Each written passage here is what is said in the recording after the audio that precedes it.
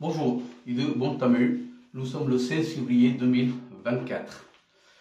வெளிநாட்டிலிருந்து புலம்பெயர்ந்து பிரான்சில் அகதிகளாகவோ அல்லது பல்வேறு நிலைகளில் வாழ்கின்ற வெளிநாட்டவர்களுக்கான இங்கத்தைய குடியேற்று உரிமைகள் சம்பந்தப்பட்ட சில சட்ட மாற்றங்கள் சென்ற மாதத்திலிருந்து நடைமுறைக்கு வந்துள்ளது. இது அனைவருக்குமே தெரியும். மிகவும் பரபரப்பாக பேசப்பட்ட பலவிதமான சட்ட மாற்றங்கள் இவை.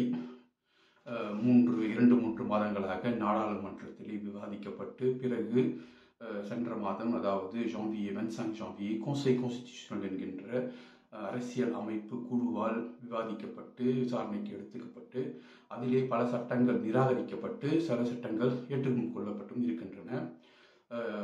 இந்த காணொலியிலே என்னென்ன சட்டங்கள், அதாவது கான்செயில் கான்ஸ்டிடியூஷனலால் என்னென்ன சட்டங்கள் நிராகரிக்கப்பட்டது, அதை ஏற்றுக்கொள்ளப்படவில்லை என்பதை பற்றி நான் குறிப்பிடுகின்றேன். அடுத்து வரும் காணொலியில் என்னென்ன சட்டங்கள் ஏற்றுக்கொள்ளப்பட்டுள்ளது என்பதை பற்றி நான் தெரிவிக்கின்றேன்.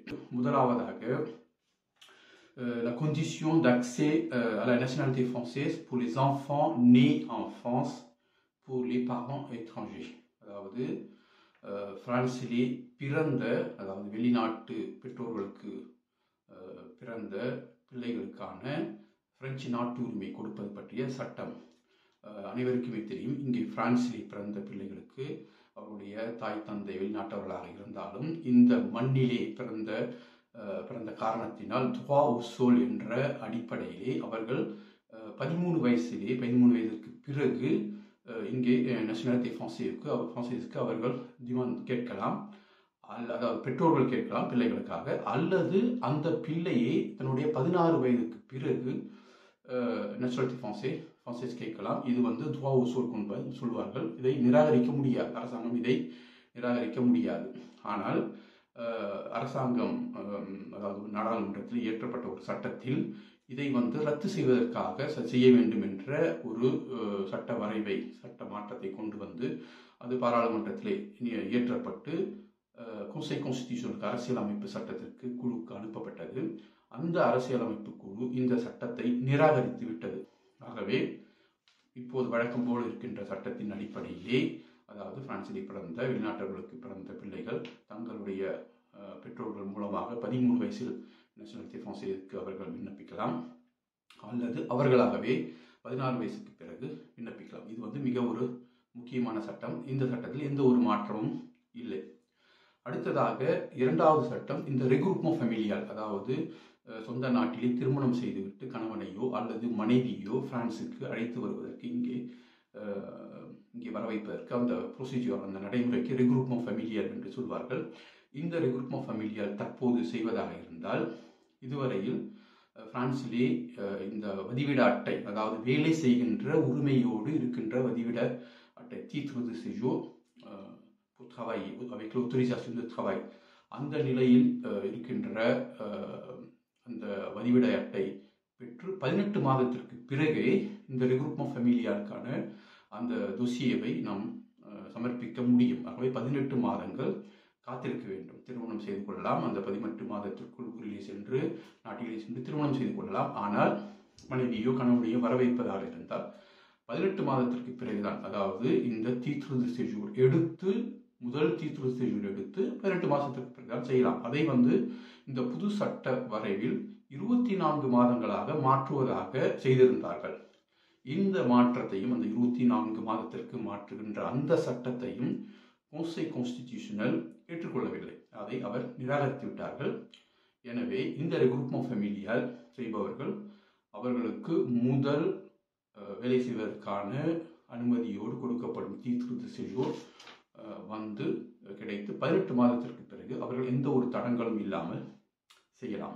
மூன்றாவது சட்டம், இந்த வெளிநாட்டவர்களுக்கு இங்கே வதிவிட titre de séjour வாழுகின்ற வெளிநாட்டவர்கள், குடும்பமாக வாழ்பவர்களுக்கு அல்லது வீடு எடுத்து வாடகை வீடு எடுத்து இங்கே வாழ்பவர்கள், அவர்களுக்கு கொடுக்கப்படுகின்ற இந்த வீட்டு வாடகைக்கான உதவித்தொகை, APL என்று சொல்வார்கள், அந்த உதவித்தொகை, அது மட்டும் இல்லாமல் அவர்களுக்கு பிள்ளைகள் இருந்தால் அதற்காக கொடுக்கப்படுகின்ற அலோகேஷன் ஃபேமிலியால், இந்த உதவிகள் அவர்கள் எத்தனை ஆண்டுகள் இங்கே பிரான்சிலே வாழ்ந்திருக்கிறார்களோ, அதாவது 5 ஆண்டுகள் குறைந்தபட்சம் இருக்க வேண்டும், அல்லது 3 ஆண்டுகள் இருக்க வேண்டும் வேலை செய்பவர்களாக இருந்தால், இது போன்ற சில நிபந்தனைகளை இந்த புது சட்டம் கொண்டு வந்திருந்தது. இந்த புது சட்டத்தையும், அதாவது நிபந்தனைகளோடு இருக்கின்ற இந்த புது சட்டங்களையும் conseil constitutionnel ஏற்றுக்கொள்ளவில்லை. அதை அவர்கள் நிராகரித்து விட்டார்கள். எனவே இந்த உதவிகளை பெறுவதற்காக, அப்பேல் என்பதோ அல்லது அலோகேஷன் ஃபமிலியார் என்ற உதவிகளை பெறுவதற்கு தற்போது என்ன நடைமுறை இருக்கின்றதோ அந்த சட்டம்தான் நீடிக்கும். அதில் எந்த ஒரு மாற்றமும் கிடையாது. அடுத்ததாக conditions d'accès au titre de séjour pour les étrangers malades, அதாவது நோய்வாய்ப்பட்ட வெளிநாட்டவர்கள் தங்களுடைய சொந்த நாட்டிலே இந்த நோய்க்கு அங்கே சிகிச்சை எடுக்க முடியாது, சிகிச்சை கிடையாது என்ற அடிப்படையில் இங்கே பிரான்சிலே சிகிச்சை எடுப்பதற்காக அவர்களுக்கு வதிவிட அட்டை தீர்த்து செய்து கொடுப்பது வழக்கம் இருக்கின்றது. அந்த முறையும் ரத்து செய்ய சொல்லி புது சட்டத்திலே ஒரு வாய்ப்பு கொடுக்கப்பட்டது, சட்டம் திருத்தப்பட்டது. ஆனால் இந்த சட்டத்தையும் conseil constitutionnel ஏற்றுக்கொள்ளவில்லை. ஆகவே தற்போது நடைபெறுகின்ற நோய் காரணமாக விசா அந்த வதிவிட அட்டை எடுப்பதற்கான அந்த நிபந்தனைகள் எதுவுமே மாற்றப்படவில்லை. அடுத்ததாக 5வதாக என்று பார்க்கும் பொழுது இங்கே வதிவிட அட்டை அந்தஸ்து இல்லாமல், அதாவது sans papier என்று சொல்வார்கள், அவர்களுக்கு இலவச மருத்துவம் வசதி, அதாவது AME aide médicale d'État என்று சொல்வார்கள், AME என்று, அவர்களுக்கு இது போன்ற AME இருப்பவர்களுக்கு பொது போக்குவரத்தில் அவர்களுக்கு பாதி விலையில், தள்ளுபடி விலையில் அவர்களுக்கு இந்த டிக்கெட் பெறுகின்ற வசதி இருக்கின்றது. அதையும் இந்த புது சட்டம் ரத்து செய்ய பரிந்துரைத்திருந்தது. ஆனால் இதை conseil constitutionnel ஏற்றுக்கொள்ளவில்லை. எனவே இங்கே sans papier, அதாவது வதிவிட அந்தஸ்து இல்லாமல் இருப்பவர்கள் தொடர்ச்சியாக அவர்களுக்கு இந்த AME என்கின்ற உதவி, மருத்துவ உதவி இருந்தால் அவர்கள் தொடர்ச்சியாக குறைந்த விலையிலே பொது போக்குவரத்திற்கு பயன்படுத்திக் கொள்ளலாம். அடுத்ததாக délit séjour irrégulier. இது என்னவென்றால், இப்போ இங்கே பிரான்சிலே ஒருவருக்கு இங்கே வதிவிட அந்தஸ்து அந்த தகுதி அவர்களுக்கு நிராகரிக்கப்பட்டது. அவர் விண்ணப்பித்திருந்தால் நிராகரிக்கப்பட்டது. நாட்டை விட்டு வெளியேற வேண்டும் என்று அவருக்கு கடிதம் அனுப்பப்பட்டிருந்தாலும் அவர் தொடர்ச்சியாக பிரான்சிலே வசித்து வந்தால் அவரை காவல்துறையினர் அவரை பிடித்து அவரை நாட்டுக்கு அனுப்புவதற்கு முயற்சி செய்யலாம், அல்லது அவரை விடுதலையும் செய்து விடுவார்கள், மறுபடியும் வெளியிலே விட்டு விடுவார்கள். ஆனால் இவ்வாறு வெளியிலே விட்டாலும் இங்கே பிரான்சிலே அவர் நாட்டை விட்டு வெளியேற வேண்டும் என்ற ஒரு தீர்ப்பு கொடுக்கப்பட்டு, ஒரு முடிவு கொடுக்கப்பட்டும் தொடர்ச்சியாக பிரான்சிலே வாழ்ந்ததற்காக, இங்கே வாழ்ந்து கொண்டிருப்பதற்காக அவர் மேல் அபராதம் விதிக்கக்கூடிய ஒரு புது சட்டம் கொண்டு வரப்பட்டது. அந்த புது சட்டத்தின்படி இதுபோன்று இருப்பவர்களுக்கு 1500 யூரோவிலிருந்து 3500 யூரோ வரை அபராதம் விதிக்கலாம் என்ற ஒரு நிலை வருவதாக இருந்தது. இந்த சட்டத்தையும் conseil constitutionnel நிராகரித்து விட்டார்கள். ஆகவே délit de séjour irrégulier என்பது ஒரு அபராதம் விதிக்கக்கூடிய குற்றமாக இனி கருத முடியாது என்று இந்த conseil constitutionnel இதை நிராகரித்திருக்கின்றார்கள். அடுத்ததாக நிராகரிக்கப்பட்ட இன்னொரு சட்டம் என்னவென்றால், இதே போல இங்கே அதாவது தீர்த்து séjour இல்லாமல் வாழ்கின்ற sans papier அவர்களை போலீசார் பிடித்தால் அவருடைய கைரேகைகளை எடுப்பது வழக்கம்.